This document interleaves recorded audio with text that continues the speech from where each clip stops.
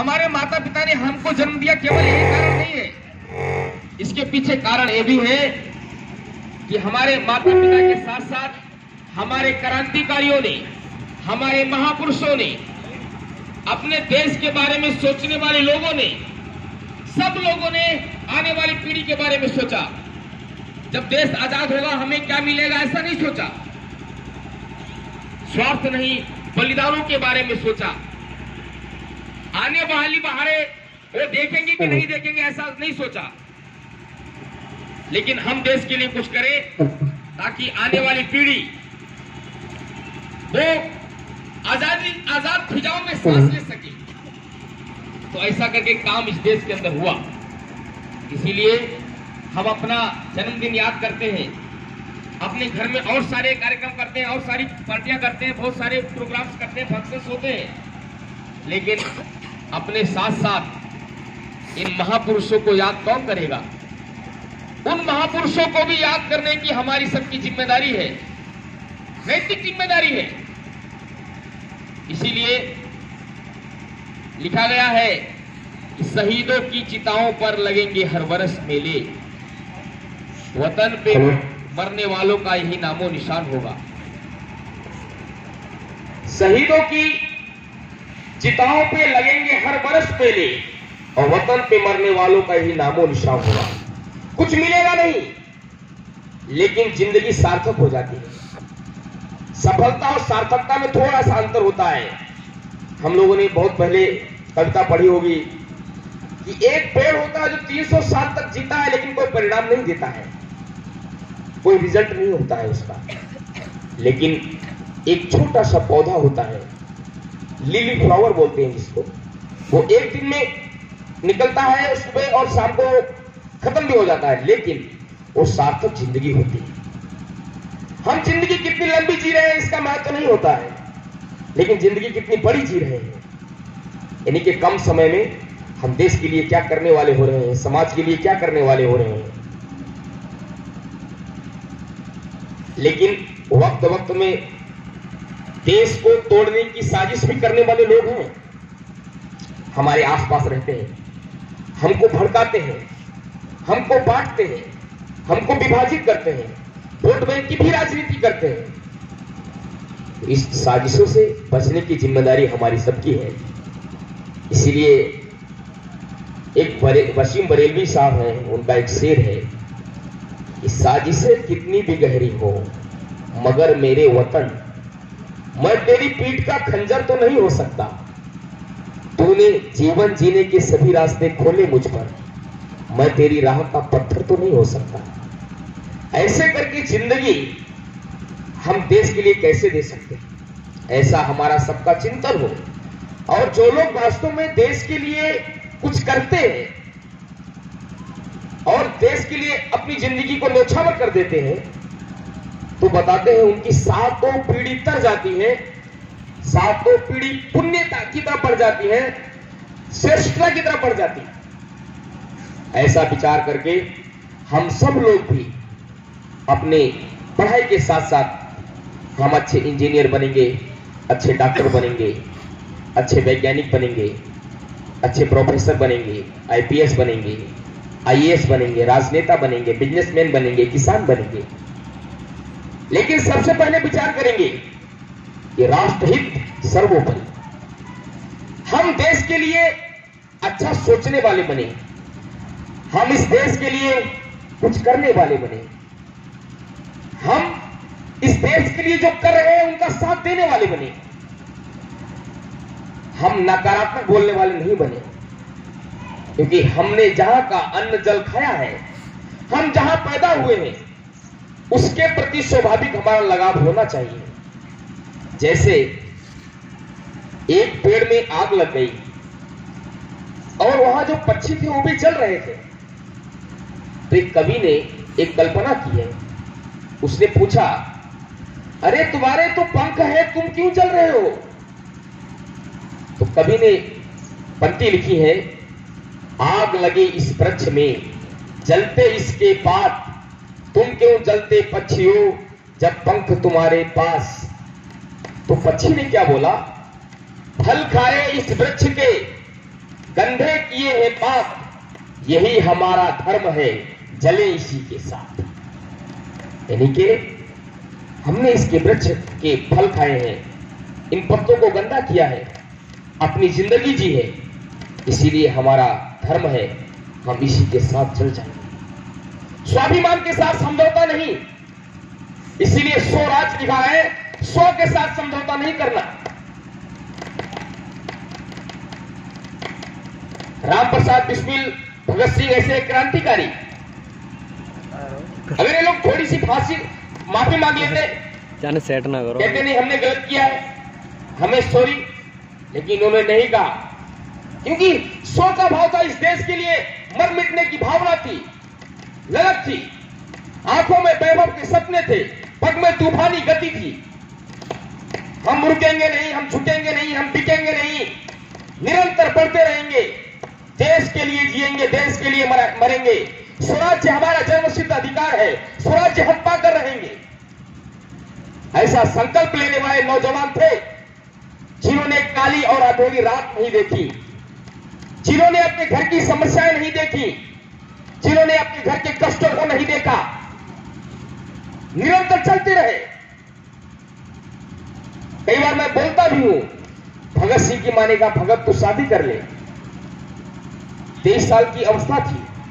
भगत सिंह एक चिट्ठी लिखकर मां को और बोला, मां इस जन्म में तो मैं तेरा बेटा होने का फर्ज अदा नहीं कर सकता हूं, मुझे माफ करना, यह जन्म तो मेरी भारत मां के लिए है।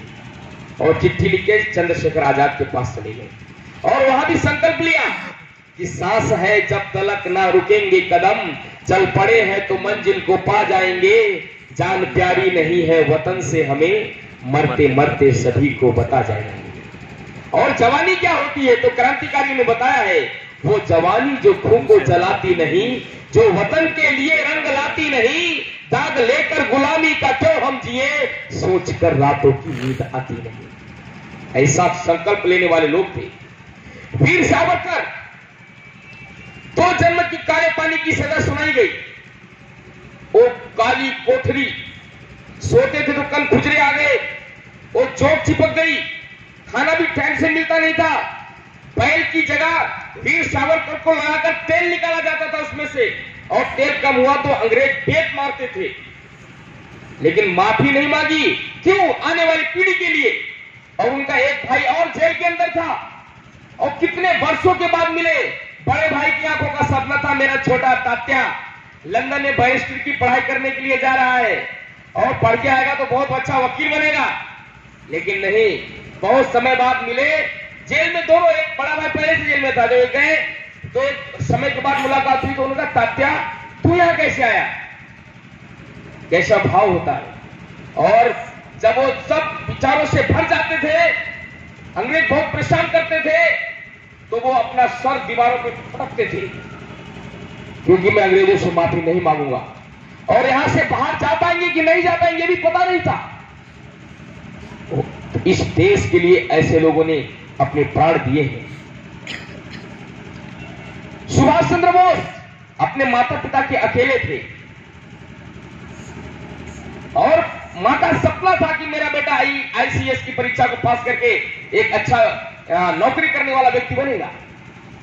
लेकिन सुभाष चंद्र बोस ने आईसीएस परीक्षा को पास किया, उस समय की सर्वोच्च यानी कठिनतम परीक्षा थी वो, लेकिन नौकरी नहीं गई, क्योंकि भारत मां गुलामी की जंजीर में है।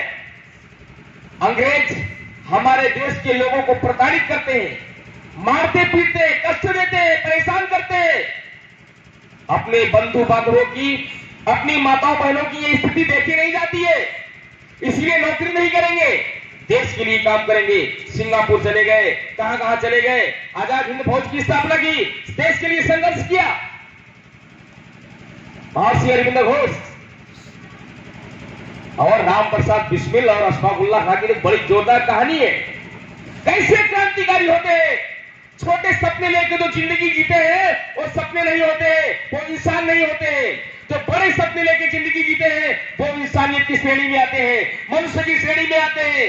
छोटे सपने से मुर्दे भी देख लेते हैं। एक जिंदगी हम आए, कमाए, खाए, अपने लिए पैदा किए और मर के चले गए, यारों अपनी जिंदगी मुवक्किल कर गए और कुछ नहीं किया, आए और चले गए। ऐसे सपने तो देखना ना देखना है कैसा है, जिंदा मुर्दा है कैसा है। जो लोग अपनी जिंदगी को अच्छा करने के साथ साथ इस देश के बारे में सोचते हैं, समाज के बारे में सोचते हैं, हमारे आसपास के लोग हैं उनके बारे में सोचते हैं, तो वो जिंदा दिली के सपने माने जाते हैं। इसीलिए कहा गया है जिंदगी जिंदा दिली का नाम है, मुर्दा दिली क्या ठाक जिया करते हैं। तो ऐसी जिंदगी बनाने की आवश्यकता है, छोटे सपने नहीं बड़े सपने देखने की आवश्यकता है। राम प्रसाद बिस्मिल को फांसी होने वाली थी, तो राम प्रसाद बिस्मिल दंड बैठक लगा रहे थे, निगुट बैठक एक्सरसाइज शारीरिक कर रहे थे। तो उनकी मुलाकात होने वाली थी अशफाकुल्लाह खान की। तो अशफाकुल्लाह खान का बिस्मिल तुम्हें मालूम है यार फांसी होने वाली है, तुम उठक बैठक लगा रहे हो। तो बिस्मिल ने कहा हाँ, जैसे हम कोई पूजा करते हैं, प्रार्थना करते हैं, इबादत करते हैं, तो हम जो फूल लेते हैं वो फूल मुरझाया हुआ नहीं लेते हैं, अच्छा फूल होता है, सुगंधित फूल होता है।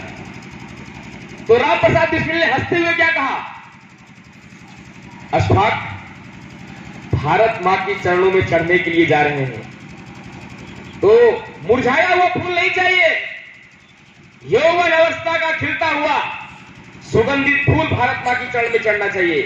ये नहीं कि बूढ़े बाड़े हो गए, रिटायर हो गए, कुछ नहीं बचा तो देश के लिए काम करेंगे।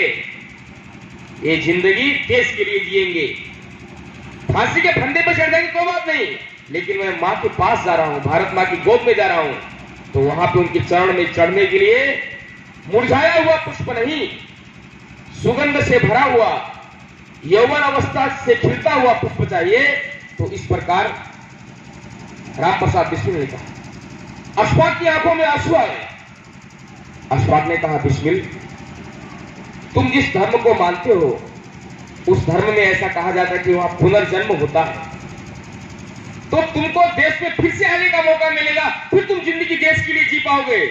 लेकिन मेरे को तो एक बार, क्योंकि मेरा धर्म मानता है कि मैं एक बार जीऊंगा, एक बार जन्म मिलेगा, लेकिन मेरे को एक बार ही मौका मिलेगा देश के लिए काम करने का, लेकिन ये मैं जिंदगी अच्छी करके जा रहा हूं, मेरे को बहुत प्रसन्नता है, मैं आने वाली पीढ़ी के लिए सोच के जा रहा हूं, इस देश के लिए सोच के जा रहा हूं, एक सपना सोचा है, माय कंट्री माय कैरियर, ऐसा सोच के जा रहा हूं, ऐसा करके जा रहा हूं।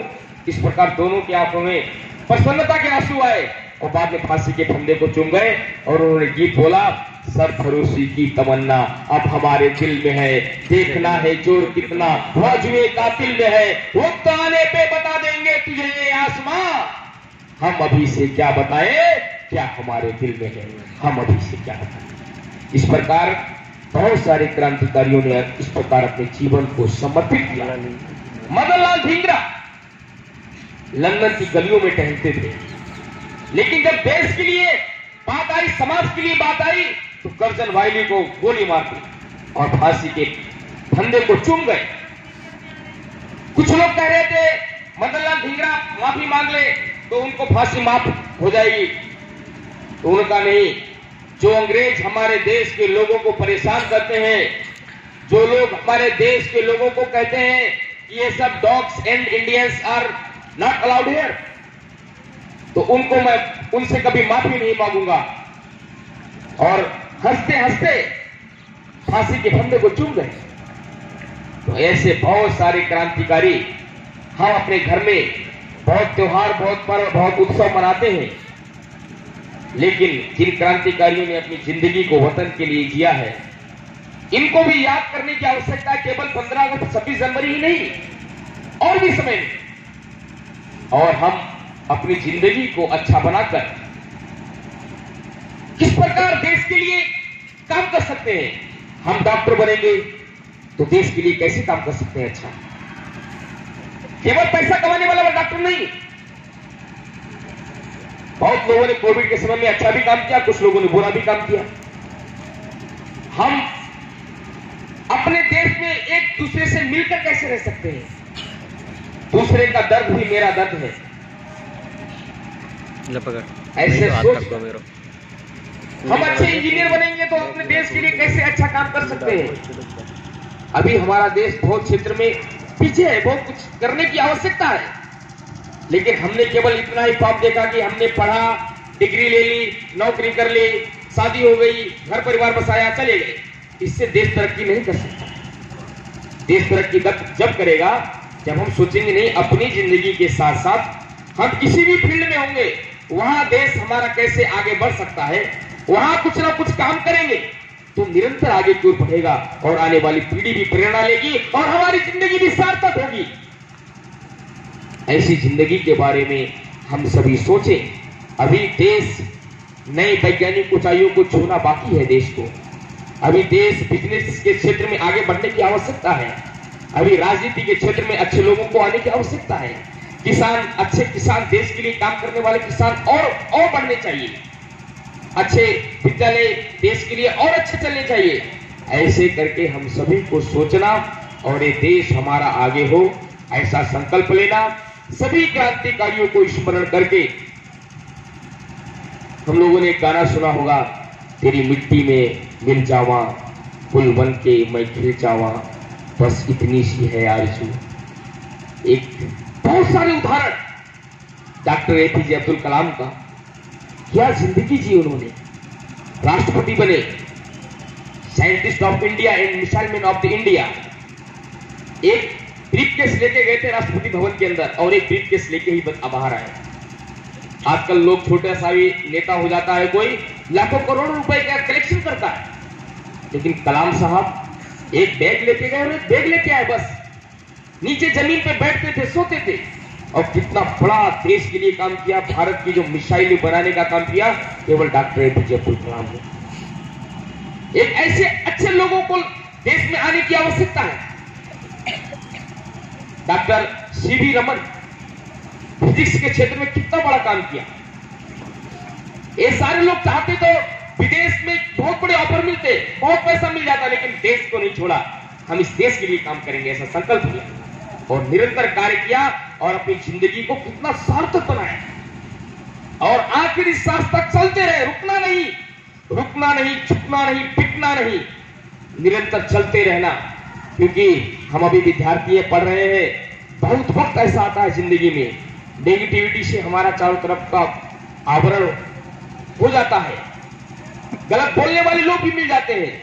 जिंदगी ऐसा लगता है कि हार जाएगी, हम गिर जाएंगे, हम थक जाएंगे, लेकिन फिर भी जैसे वीर सावरकर जब थकते थे तो अपने माथे को दीवार से मारते थे, ऐसे थकना नहीं है, रुकना नहीं है, झुकना नहीं है, बिकना नहीं है, निरंतर चलते रहना और आगे बढ़ते रहना। सभी क्रांतिकारियों को याद करना, सभी महापुरुषों को याद करना। हम अच्छा बनेंगे, हमारा परिवार अच्छा बनेगा, हमारे परिवार और हमारे से लोगों को गर्व होगा, हमारे शिक्षकों को गर्व होगा और शिक्षकों के साथ साथ एक दिन संपूर्ण देश को गर्व होगा। हम अपनी जिंदगी को ऐसा बनाए, ऐसा संकल्प ले। आज के समय पे मेरे को लगता है इतना ही बोलना चाहिए। दादा राज बहादुर बिकल की कुछ पंक्तियां याद आती हैं, मैं आपके सामने बोल देता हूं। ये देश की मिट्टी ये सामान्य मिट्टी नहीं है, इसलिए हम लोग कभी कभी बोलते हैं यह कंकड़ पत्थर रेत नहीं, यह तो माता है, माता है। इसलिए एक संकल्प लेना चाहिए इस देश की मिट्टी में कि रक्त के कण, धूल के कण रक्त से धोए गए हैं, विश्व के संताप सब धोए गए हैं। पांव के बल मत चल, अपमान होगा, सर शहीदों के यहाँ पर बोए गए हैं। जहर पीकर भी विश्व को मधुपूर्ण प्याला दे गए। सारे क्रांतिकारी उन्होंने जहर पिया लेकिन हमारे लिए मिठास छोड़ी, यानी कि जहर पीकर भी विश्व को मधुपूर्ण प्याला दे गए। चुभन झेली पर हमें पथ भूल बाला दे गए। थी भयंकर रात, भय से चांद तारे थे छिपे, तो शहीद अपने लहू से ही उजाला दे गए, तो शहीद अपने लहू से ही उजाला दे गए। आइए हम सभी अपने भारत को शक्तिशाली भारत बनाने का संकल्प लें, समृद्धशाली भारत बनाने का संकल्प लें। यह भारत ही पूरी दुनिया में शांति का मार्ग प्रशस्त कर सकता है, पूरी दुनिया में कल्याण का कोई रास्ता दिखा सकता है, कोई भारत दिखा सकता है। ऐसा श्रेष्ठ भारत, सामर्थ्यशाली भारत, शक्तिशाली भारत हम सभी बनाने का संकल्प लें। भारत माता की जय। बहुत बहुत धन्यवाद। आदरणीय भाई साहब ने जिस प्रकार से हमें बताया, युवाओं को ऊर्जा, साहस और राष्ट्रभक्ति के अनुसार इस राष्ट्र के लिए इस